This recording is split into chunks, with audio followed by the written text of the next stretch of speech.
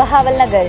Bureau chief Bahawalnagar Mohammad Kashif रजा की report के मुताबिक बहावलनगर मरकजी इमाम बारगाह में जोरदार धमाका। बहावलनगर धमाका की आवाज़ दूर दूर तक सुनाई दी गई।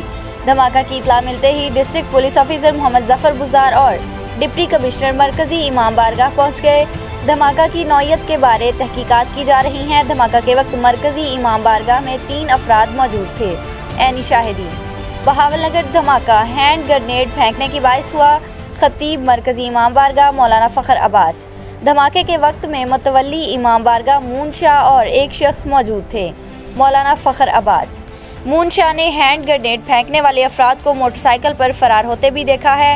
हैंड ग्रेनेड अलम के साथ टकरा कर ज़मीन पर गिरा है। धमाके के बाइस किसी भी किस्म का नुकसान नहीं हुआ।